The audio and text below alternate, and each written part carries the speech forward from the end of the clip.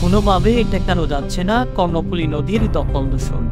দখলে ছোট হয়ে গেছে দেশের অর্থনীতির প্রাণ প্রবাহ খরচদায়ী পাহাড়ি নদী।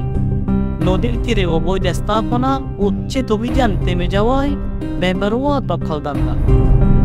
নদী দখল করে গড়ে উঠেছে শত শত স্থাপনা, দুই পাড়ে ছোট বড় কলকারখানার অসংখ্য জাহাজ নৌযানের বিষাক্ত বর্জ্য এই নদীতে মিশে গেছে।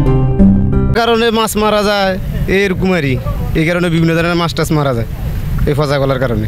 আরে আমরা নদীতে যাইলে মাছ কোনো সময় বেশ পাই, কোনো সময় পাই 100 পাই কিংবা 200 পাই, দেওয়া আছে কোনো খেয়ে টোটালে পাইনি।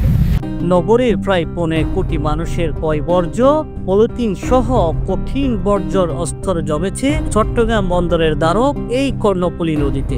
দখল দূষণ ভরাটে কর্ণফুলীর অস্তিত্ব এখন হুমকির মুখে।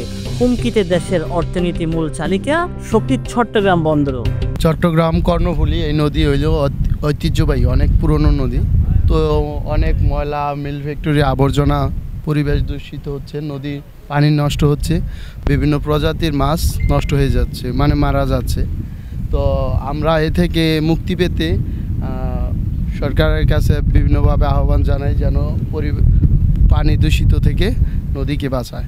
বিষয় হচ্ছে কি, আমাদের এখানে আমরা যে আবর্জনাগুলো আমরা নিজেরাই ফেলি, আমাদের ফ্যামিলির আবর্জনা দেখা যায় আমরা নির্দিষ্ট স্থানে আমরা ফেলি না, ওগুলো আমরা নিয়ে এসে পাশে কোথাও খাল বিলে আমরা ময়লাগুলো ফেলি।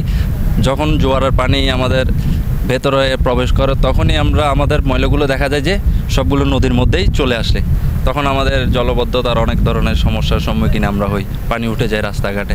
তার মধ্যে মনে করে এখানে আশেপাশে অনেক ধরনের মিল কারখানা আছে, যেগুলোর ধোঁয়া বা ওদের পানি আবর্জনা, এসব পানির মধ্যে অনেক কেমিক্যাল আসার কারণে আমাদের নদীতে অনেক ধরনের আগে মাছ পাওয়া যেত, এ ধরনের মাছগুলো আমরা এখন দেখিও না বা পাওয়াও যায় না। অনেকে মাছ ধরতে আসতো জাল দিয়ে, কিন্তু দেখা যায় এখন আগের মতন ওই ধরনের মাছগুলো পাওয়া যায়। কিছুদিন আগে এখানে একটা আগুন ধরছিল ফ্যাক্টরিতে। ওখানে যে কারখানার ময়লা বলতে কেমিক্যালগুলো, আগুনের চিনির ফ্যাক্টরি ছিল সম্ভবত, ওইটার কেমিক্যালগুলো বেশি আসার কারণে এখানে অনেক মাছ কিন্তু মারা গেছে বলতে কি এখানে মাছ ভেসে উঠছে।